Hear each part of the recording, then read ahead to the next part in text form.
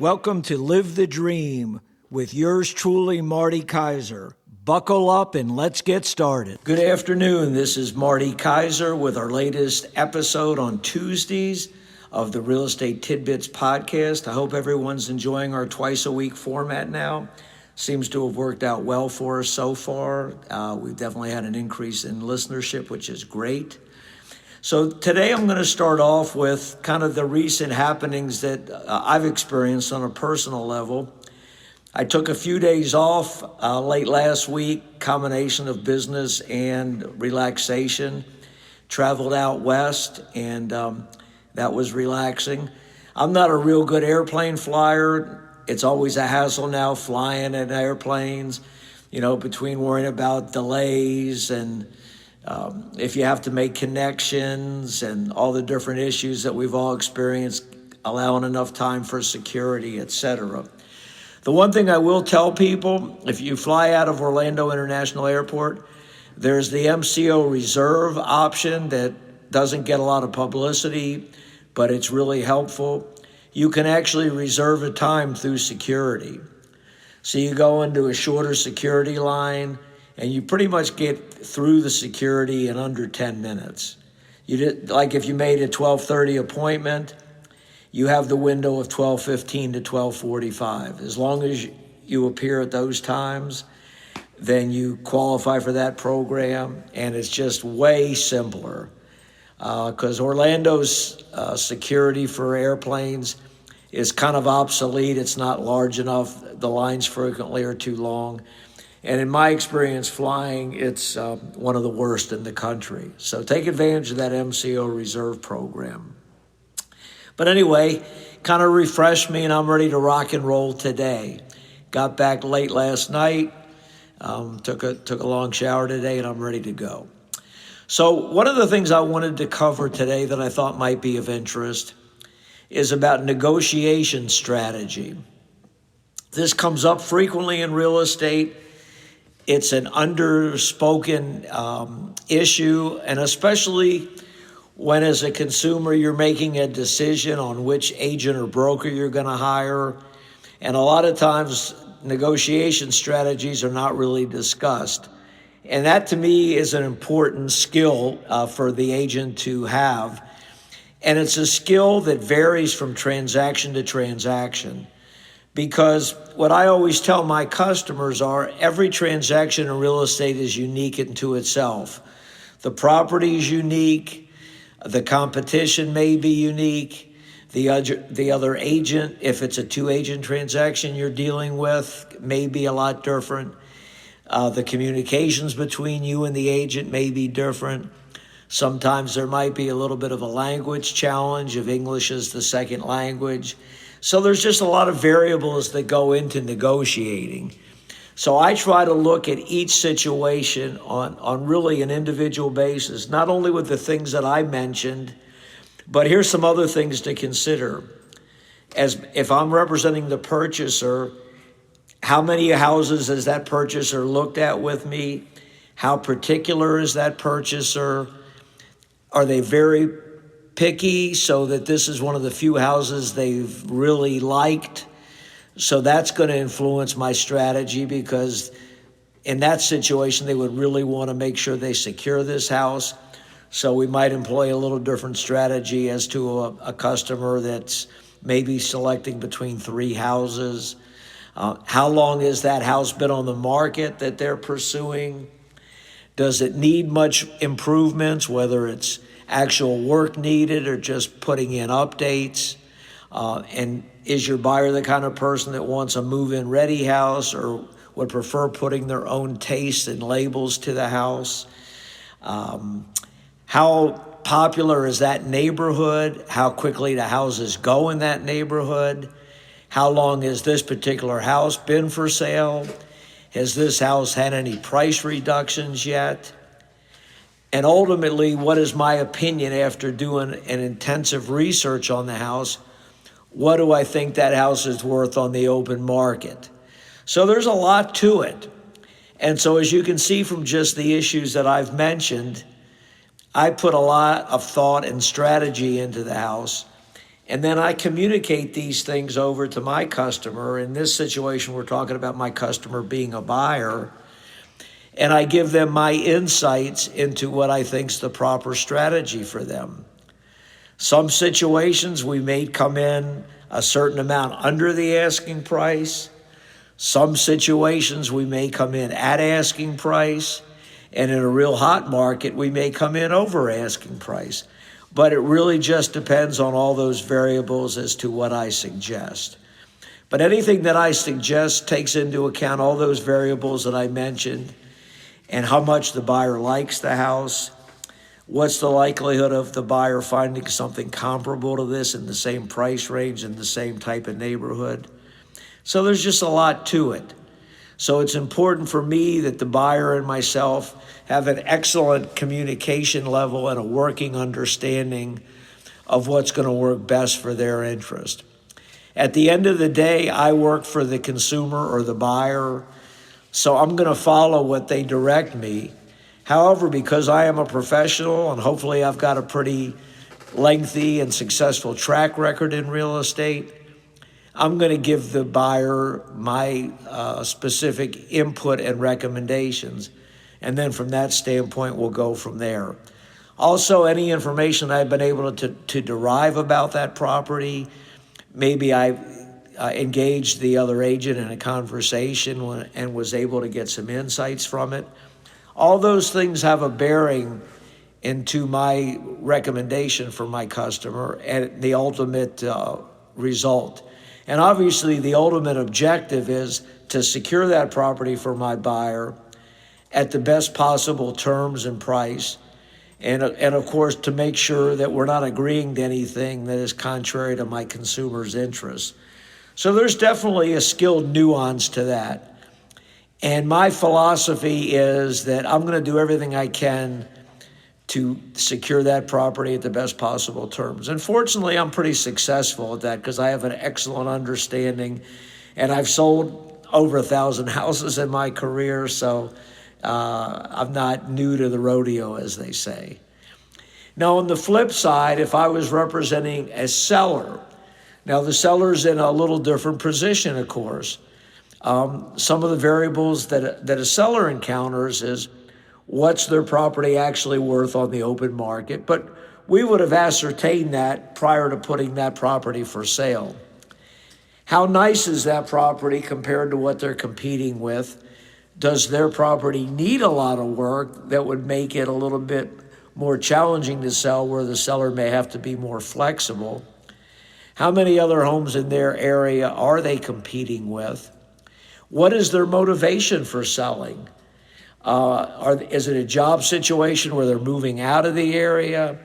Are their kids grown and they're downsizing?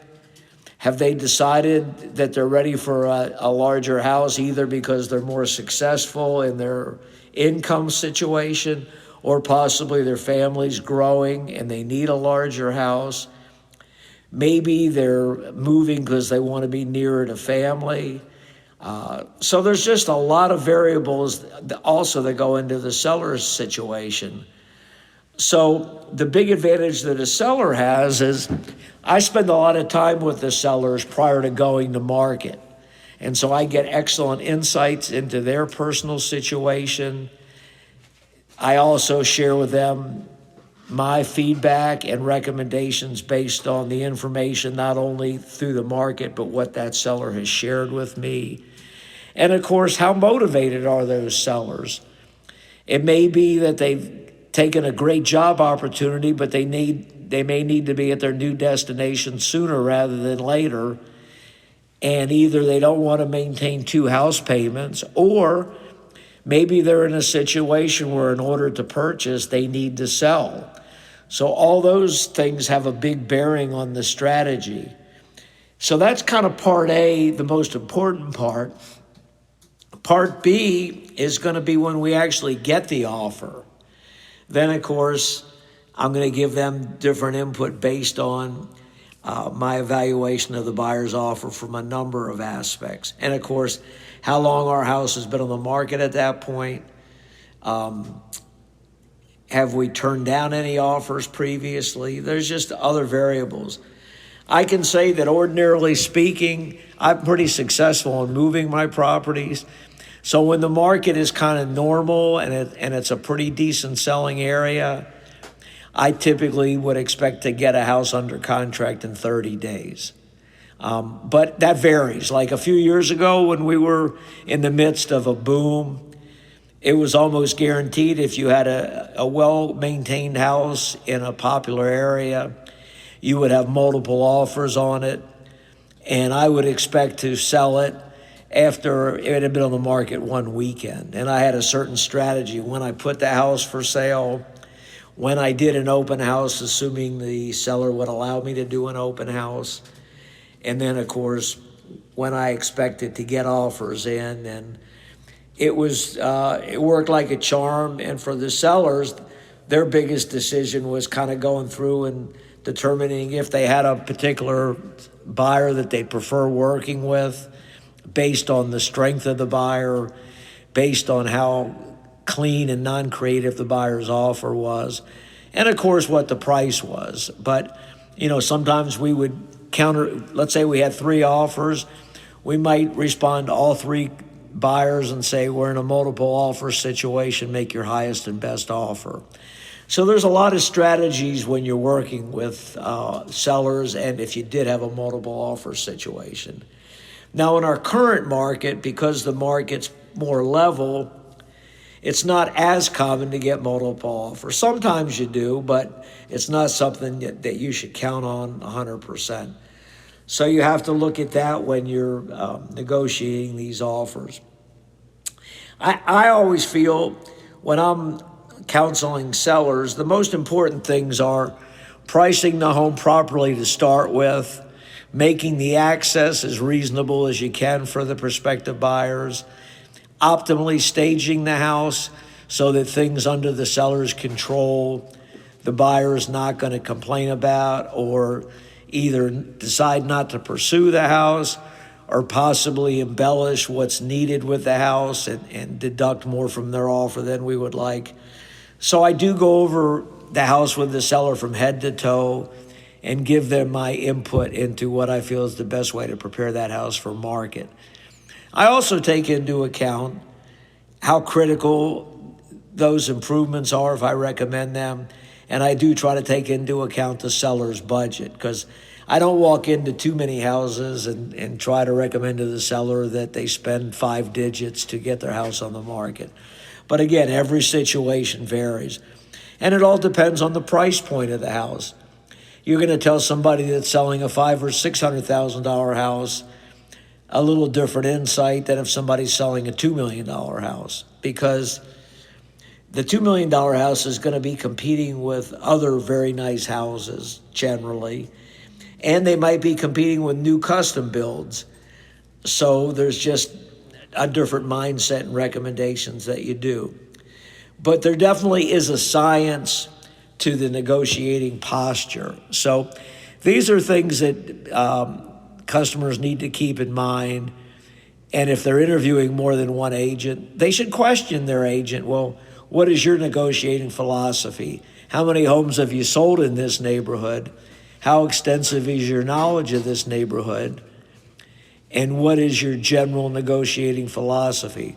The one thing I always try to avoid is having an adversarial relationship with myself and the other agent. Unfortunately, there's some agents that like doing that, but it's counterproductive to everybody, and it just makes putting a deal together more challenging. And I think the reason that some agents do this, some could be because they have a unique personality. Others do this because it's an ego thing, and they want to be one up on the other agent they're dealing with. But nonetheless, we deal with all sorts of agents in this industry, and it's our job to consummate a transaction. So coming across in an adversarial or arrogant way is counterproductive, and I try my best never to do that. What's sometimes frustrating is if you're dealing with either a newer agent or a poorly trained agent, and they don't really know the proper way to fill out paperwork, to correctly input and present their offer, Maybe their communication skills are poor, where they don't communicate in a timely fashion. Those are things that do a disservice to their customer and can make it more challenging to sell. But anyway, I wanted to give some food for thought to folks about that. I'm going to take a jump now and go into a little bit about sports. As you know, we've started a little bit of talking about the NBA playoffs. And the first round of the playoffs officially concluded this past weekend. So now we're into the second round of playoffs. We have 2 games in the East and we have 2 games in the West. And one of the commonalities in all the series were that one of the teams in the series won their series quite easily, and they had a lengthy time off, and their opposition in this series played more games and had less rest. So the 4 games that are playing, they have Indiana and Boston. That series wasn't as lopsided in terms of the time off, but still Boston had more time off than Indiana. Indiana is playing Cleveland. I made a mistake. So Cleveland swept Miami, so they had a lot of time off, and Indiana had less time off. The other series in the East was the New York Knickerbockers playing the Boston Celtics. The Celtics beat our hometown team, the Magic, in 5 games, and the Knicks series was more competitive and went longer, so Boston had substantially more time off. In the West, we had the Oklahoma City Thunder, who demolished Memphis, and they played the Denver Nuggets, who went to a tight 7-game series that just finished Sunday. So they had far less time off. And then the other series, which is coming up, I believe, tonight or tomorrow, is Golden State at Minnesota. So Minnesota had more time off than Golden State. So with the 4 series, the 4 better teams had more time off, and they all have the home court advantage. Minnesota and Oklahoma City in the West, and in the East, Cleveland and Boston. Now, there's always a different point of view. Do you rather have more or less time off? Well, anyway, to cut to the chase, all 4 favorites that had more time off, 3 of the games they all played last night or on Sunday, and the 3 favorites all got upset at home. So that was interesting. So in those situations, it was clear that the time off, even though the team was better rested, they came into the game rusty.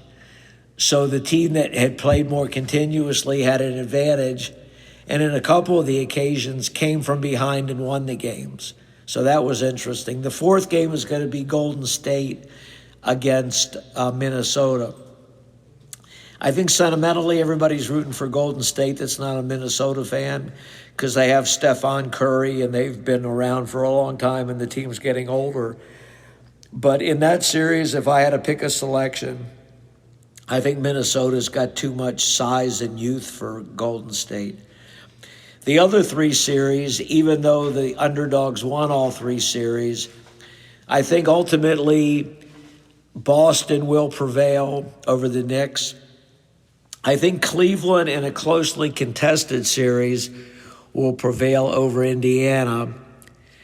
And I think Oklahoma City in a closely contested series will prevail over Denver. And then after that, those series are over, we'll be in the 3rd round. But that probably won't happen for another 10 days to 2 weeks. So keep an eye on those series. Other than that, the NFL draft is concluded. So your favorite teams, if you're a football fan, everybody has their own opinion on the draft. I won't give my opinion on it at this point. And politically or governmentally, we're still kind of in a state of flux. So I'd say we're still in a holding pattern with these tariffs and how they're going to affect business and such. One of the things that was funny that came out was the president somehow said that gas due to him was below $2 a gallon. Well, I don't know what century he lived in, but gas is nowhere near that price. It's amazing how sometimes he'll come out with these facts and figures that just, they have no bearing on the truth or realism. And it's not a question of whether you agree or don't agree with his philosophies, but when you misstate things so dramatically and they're easy to refute, it's hard to have confidence with that person's point of view. So we'll see. But anyway, you'll be hearing more from me about the government as time goes on. I would say business over the past week or two seems to be holding okay. I haven't noticed any dramatic changes. The interest rates have gone down just a teak a little bit. So we'll see how they go along with tariffs and the other variables. So that's it from today. Tune in on Friday for our Friday podcast. Please feel free to call me or email me with questions or answers. My phone number is 407-595-9700. And my email address is marty@floridasells.com. We do have a new listing in Hunters Creek in the Heather Glen section, a very nice 4-bedroom, 3-bath in very nice condition, over 2,500 living area. It's on Mirgate Circle, asking $639,900. So please call me for more information or to set up a private showing.